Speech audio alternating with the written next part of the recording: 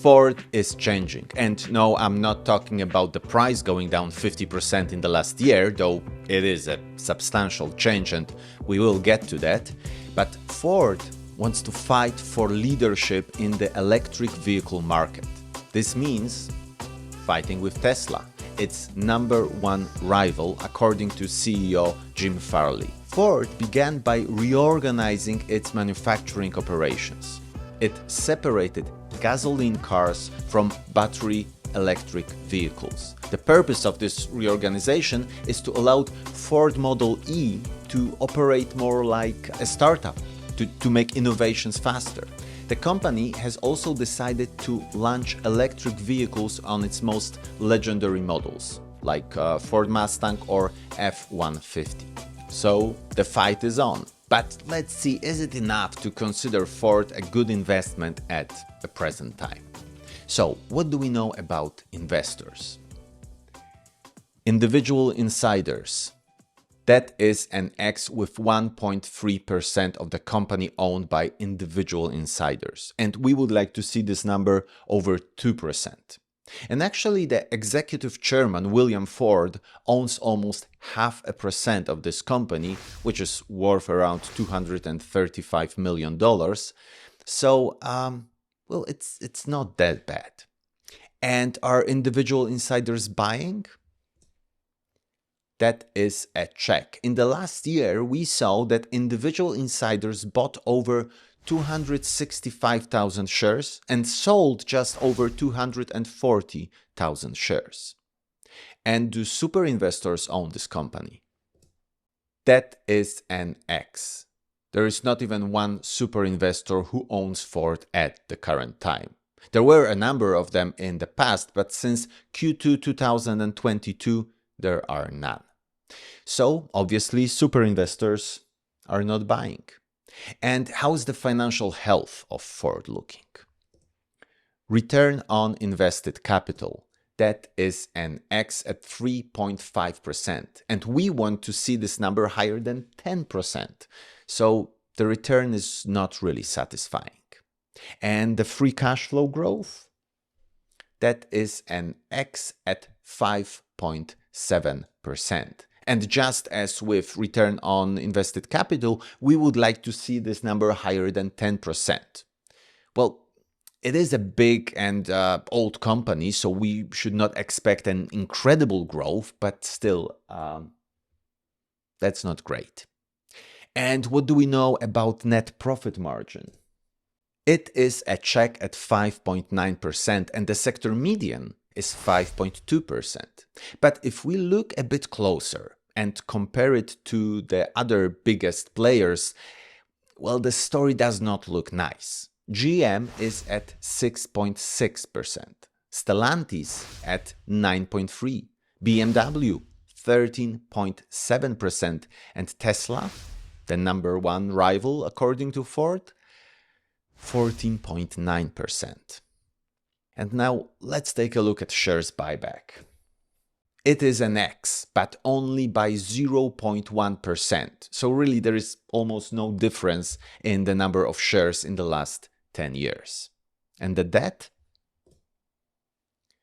It is an X. It would take them almost 7 years to pay the debt with a 5-year average free cash flow.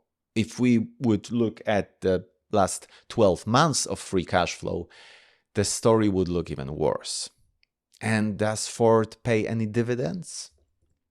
Yes, it does. And the current dividend yield is around 3.9%. But if we want to know how secure this dividend is, we should look at the payout ratio. And that is a check at 27.8%. And we want to see a payout ratio somewhere between 20 and 50%.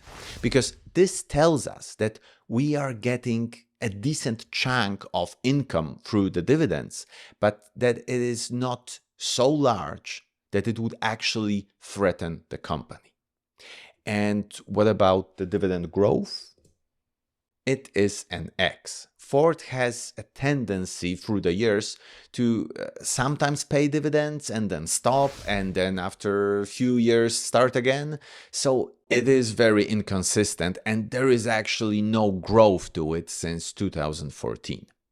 Okay, so now let's value this company using a discounted cash flow formula. So the PE is pretty low at 5.7, and that is encouraging. And to find the intrinsic value, we will have to estimate the growth of Ford for the next 10 years. And we will make 3 scenarios: low, medium, and a high one. And because this business is cyclical, we will use for this calculation a 5-year average free cash flow and not the recent one. Thanks to that, we average things out, and hopefully we will get a result that is closer to the actual intrinsic value. And we want to be conservative. So in the low scenario, we will estimate no growth for the next 10 years. In the medium, 2% for the first 5 years, and then 3%. And in the high scenario, 3% and then 5%. So with such estimates, the intrinsic value in the low scenario is $15, in the medium $20, and in the high one $24. But these are not the prices we should be buying this company for. We have to always add a margin of safety. I use a 30% one. And with such a margin, we get in the low scenario $11, in the medium $14, and in the high scenario $16. And the current price is around $13. So the medium and the high scenarios are in the green. It actually looks like the current price, which went down in the last year by 50%, is close to the intrinsic value of this company. So the price seems reasonable or even attractive, but is it really a company we should consider as an investment? The growth is not going to skyrocket. They don't have a lot of pricing power over the competitors. The debt is substantial. And if you are a dividend investor, then this company does not have a stable history of growing dividends. So if you are interested in car manufacturing industry, then you may find my analysis of Tesla interesting, and for that just click here. And if you want to watch something else, then click here. Thanks for watching, and bye-bye.